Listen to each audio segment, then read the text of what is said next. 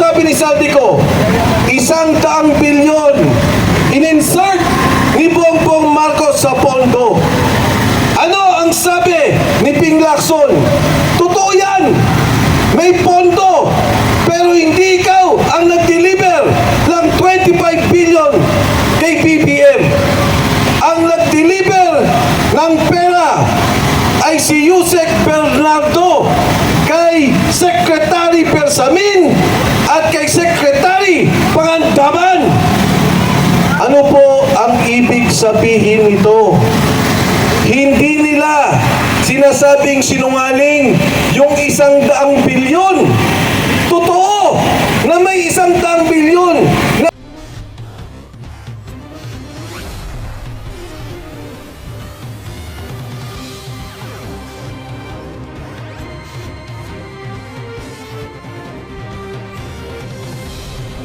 Magandang hapon po sa lahat na narito ngayon. Alam nyo mga kasama, 3 taong nakaraan, dito nagsimula ang nationwide caravan ni Pangulong Bongbong Marcos. Marahil marami sa inyo ang kasama ng panahong yon na siguro matutuning natin na pinakamalawak at pinakamalaking caravan sa kasaysayan ng halalan sa buong Pilipinas. Ang aking pong paniwala noon, ang Pangulong Marcos ay gagawa ng pagbabago. Ang aking pong paniniwala sa aking puso at damdamin ay aayusin niya ang pangalang Marcos. Pagagantahin niya ang kanyang serbisyo at aayusin ang ating bansa para magkaroon ng pag-unlad at pagbabago sa sambayanang Pilipino.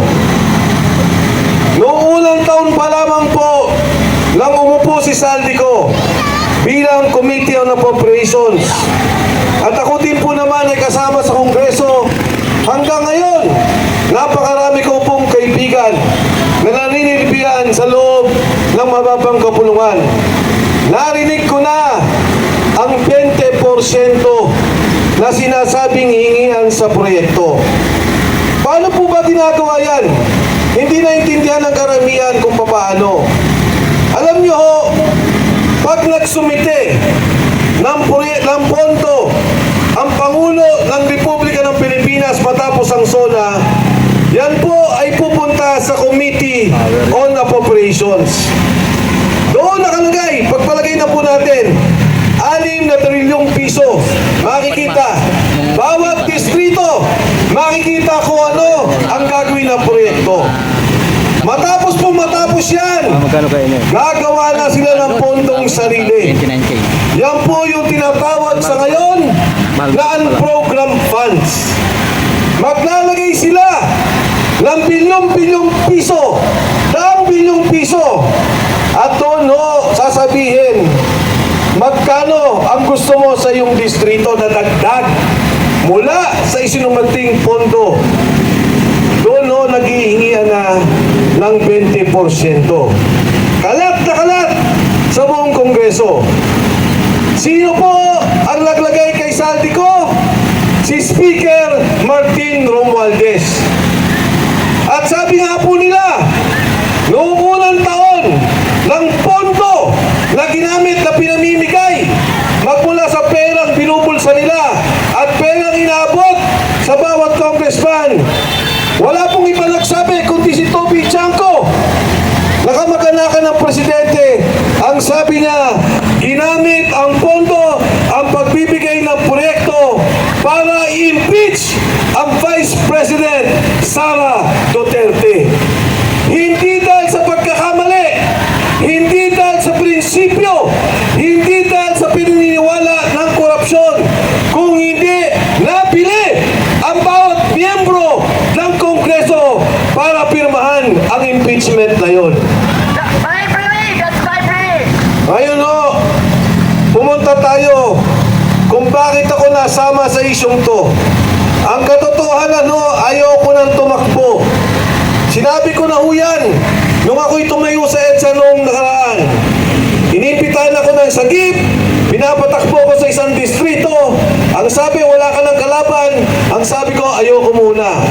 Gusto ko sa pribado at maghanap buhay. At ayoko na ang pera pinapakain sa aking pamilya. Ang pondong iniipon ko ay galing sa nakaw at pondo ng sambayanang Pilipino. Lumapit si Sergeant Cotesa. Ano ang sabi niya sa akin? Sir, kami po ang nagdi-deliver ng pera. Nagulat po ako. Sabi ko, totoo ba yan, Sarge? Opo. Ang pinakamalaking nakita kong delivery, 46 na maleta. Nagkakahalaga, humigit kumulang 2.5 billion. Isang delivery lang na ginawa nila. Ang sinasabi po sa akin ni Sergeant Cotesa, meron kaming Viber chat 3 beses sa isang linggo ang delivery. Ban po kami 2, 3, 5 kung ilan ang kailangan para mag-deliver ng pera. Ano ang pangalawa niyang sinabi? Ang sabi niya, kami po ay nagdi-deliver ng pera kay Martin Romualdez. Nagulat po ako nang sabihin niya yun. At hindi ko maintindihan. Dahil ang sabi sa akin ni Sergeant Cotesa, inaakyat po namin ang mga maleta sa bahay ni Saldico sa may Horizon at binababa muli namin. Sabi ko dun sa 45, ilan ang binaba ninyo? 35 ang binaba po namin. Sabi ko, Sarge, parang ang hirap naman noon. Inaakyat nyo pa ang maleta, pagkatapos ibinababa nyo muli, isinasakay ninyo. Sabi niya, sir, hindi ko rin po alam kung bakit. Ang sinabi pa niya, na hindi pa ho na sinabi sa komite, sir, nagulat ako. Yung Department of Health, pinihinto nila, zero budget, dahil ayaw daw makisama nung departamento, nung kalihim ng Department of Health. Pero matapos po noon, nung nag-usap-usap sila, muling ibinalik ang pondo at dinagdagan pa. Kwento po yan ni Cotesa. At sigurado ko, sa kwentong yan, may anomalya sa Department of Health na hindi pa natin nakikita. Lahat meron!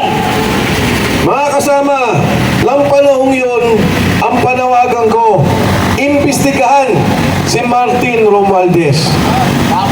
Dapat tingnan yung 90 kasama ni Cotesa at yung 2 taong sinabi ni Alcantara na alalay ni Saldico, si Paul Estrada at si Mark Texay, 90 na mga sundalo, walang pinatawad kahit isa. Yan ang magsasabing totoo na nagdi-deliver sila ng pera. Yan ang magpapatunay, si Paul at si Mark, saan galing ang pondong to? Sa departamento ba? Sa mga congressman ba? Anong pondo ba yan? Komisyon ba yan sa customs na sinasabi ni Saldico? O yung pera na galing sa asukal, sibuyas at bigas na sinasabi ni Saldico na pinagperahan ng gobyernong ito? Nung pong nangyayari ito, hindi ako nananawagan ng BBM resign. Nagulat ako nung nagsalita na si Saldico. Ano ang sabi ni Saldico? Nagdi-deliver ako ng pera kay Martin Romualdez at kay Bongbong Marcos. Yan! Marcos! Isay! Ngayon o, karagdagan. Baka hindi ka pa rin pwedeng maniwala. Baka gawa-gawa ni Saldico dahil gipit na siya. Anong sabi ni Saldico? 100 bilyon in-insert ni Bongbong Marcos sa pondo. Ano ang sabi ni Ping Lacson? Totoo yan! May pondo, pero hindi ikaw ang nag-deliver ng 25 billion kay BBM. Ang nag-deliver ng pera ay si Yusek Bernardo kay Secretary Bersamin at kay Secretary Pangandaman. Ano po ang ibig sabihin nito? Hindi nila sinasabing sinungaling yung 100 bilyon. Totoo na may 100 bilyon na inilagay sa pondo. Inilabas ang listahan at wala po silang masabing nagsisinungaling si Saldico. Ang mabigat, ang sabi ni Saldico, hindi totoo yung sinasabi ni Yusek Bernardo ng DPWH. Dahil yung pera na sinasabi ni Yusek Bernardo, ibang pondo yan. Hindi lang 26 billion ang delivery, 52 billion pesos ang delivery na ginawa. Grabe! Kaya po na po sa isip ko, totoo na si Bongbong Marcos kasama sa lahat. Magmula sa pag-approve ng pondo, sa pag-release ng pondo, galing sa kamay ng presidente. Tama! At hindi basta-basta na magre-release ka ng daang-daang bilyon nang hindi mo alam kung saan pupunta ang pondong ito. Tama! Mga kasama, yung pong lumalabas, 25 billion plus 52 billion, yan pa lang po ang nakikita natin, 77 billion kaagad ang pondo. Grabe! Grabe ang paglalakaw na to. Organisado, sistematiko to, at hindi magagawa kung hindi ang leader mo, ang hepe ng sindikato, ang presidente ng Republika ng Pilipinas na si Bongbong Marcos. BBM resign! BBM resign! BBM resign! Ngayon karagdagan, kinuha nila ang pondo ng PhilHealth.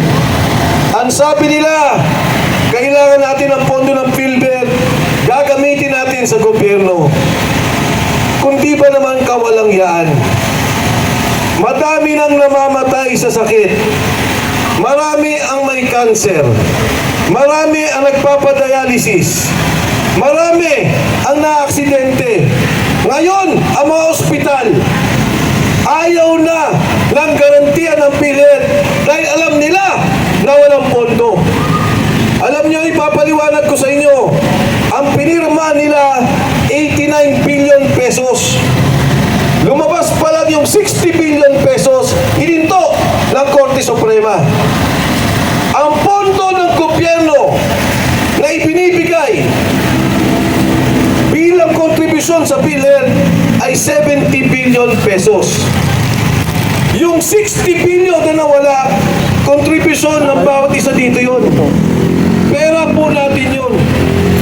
Kaya may nawala na 60 billion, hindi pa nagbigay ng 70 billion, 130 billion ang nawawalang pondo sa programang pangkalusugan. Bilang paliwanag, alam niyo po, pag nagpunta ka ng Thailand, na ospital ka, kahit anong sakit, ang binabayaran mo lang 10% dahil may pondo ang kanilang programa. Magpunta ka sa Singapore,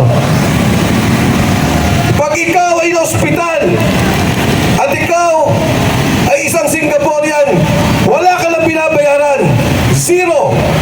Sa Japan, 10%. Sa South Korea, 10%. Sa Pilipinas, 70% ang binabayaran ng bawat isang Pilipino.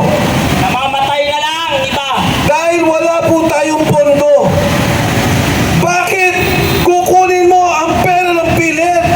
Imbis na pagandahin mo ang programa, pagandahin mo ang subsidya, tulungan mo ang lahat na mahihirap na ospital na kailangan ng pondo, may cancer, kailangan ng dialysis. Ito ang dapat programa ng isang bagong Pilipinas. Hindi ang nakawin ang pondo ng PhilHealth para sa inyong sariling pulsa. Tama! Sinabing na promotor! Yung pong PDIC, ano pong ibig sabihin yan? 107 billion kinuha nila. Nilagay sa pondo ng gobyerno. Pagka po kayo ay may pera sa bangko at biglang nagsara ang bangko, kayo po insurance. Coverage ng pera niyo yan. Pera natin ang PDIC mula sa bayad ng mga